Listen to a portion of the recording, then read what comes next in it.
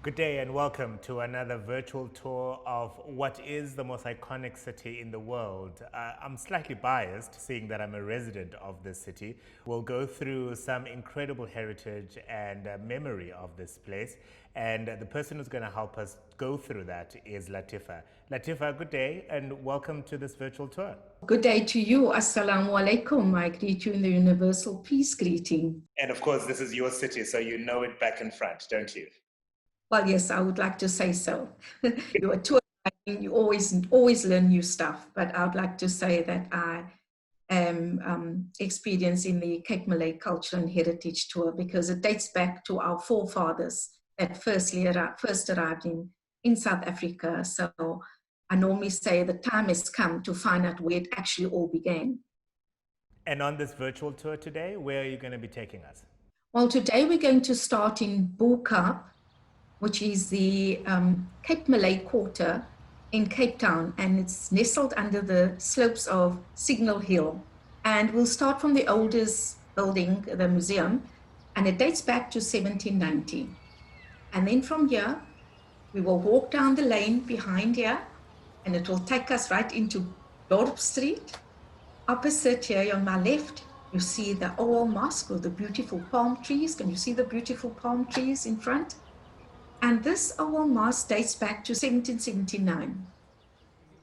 And the old mosque has a very beautiful history because it was actually the start of the identity of the Muslims. And then also they have the oldest Quran written by memory by Tuan Guru that is on display in the mosque.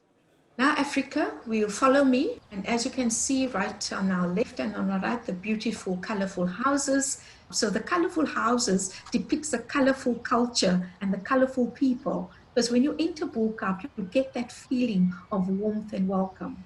It really is. It pops when you get into the city of Cape Town. That is one of the areas that you take note of. Food is an essential part of Cape Malay culture. Tell us about one of the most iconic stores in this region. Well, that is the Atlas Spice Shop. And I mean, it's been there for years. I think it's over 70 years belonging to the Khan family. And it is so famous. People from far, I mean, foreigners often have to stop there before they go back home. And back in the day, I mean, spices, fragrant spices, has landed at the Cape in the 17th century. But we all know that that was one of the most expensive commodities at the time. So we are very spicy. Latifa, of course, the history and the influence of Cape Malay in Cape Town doesn't just reside in the Bo-Kaap. Where are you taking us next? We're getting into the car now, and I'm going to take you around the beautiful scenic route of the Atlantic Seaboard. As we're driving, you can see on my left here at Oudekraal is the steps. Leading up the steps is a shrine of one of our spiritual leaders called Sheikh Nurul Mubin. Sheikh Nurul Mubin is also a kramat, bedded on the hills facing the beautiful scenic Atlantic Seaboard. When we're done there, we come down and we continue the route to Hout Bay. And from Hout Bay, we take the scenic route via Chapman's Peak. Chapman's Peak is just beautiful. As you can see, just a beautiful coastal scenic sea. So Kalk Bay is my hometown. Kalk Bay, first of all, got its name because of the lime, and Simon van der Stel discovered Kalk Bay en route to Simonstown. It's a place where people lived in harmony together while the rest of South Africa lived apart.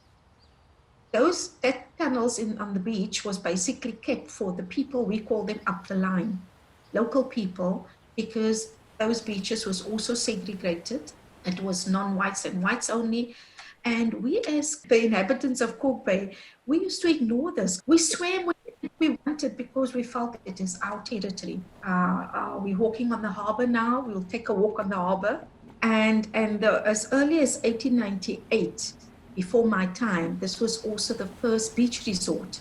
So that made it even more vibrant. People then started building holiday homes. People wanted to be in this area because it's really beautiful, it's tranquil, it's peaceful. And on that harbor, whenever it was snook season, the various seasons, people caught fish like snook, kabeljau. It was also a whale hunting place, at the time where they could still do whale hunting. And people used to say their prayers. The church, the priest used to come down and bless the fishermen that went out. So, yes, very vibrant. It's now bohemic and eclectic. You love it. I still love it. I mean, you can feel like a tourist in your own country. Which is the whole point, isn't it? Yeah, and you come to Corkies, the iconic fresh fish hub in Cape Town. You take in the fresh sea while you eat the fresh fish. You take in the ambience. Well, Latifa, that fish was absolutely amazing. Where are we going to next? So now I'm going to take you to another kramat, a shrine of Sayyid Mahmud, through the leafy suburbs of Constantia. And as you can see, it's a very beautiful leafy forestry suburb.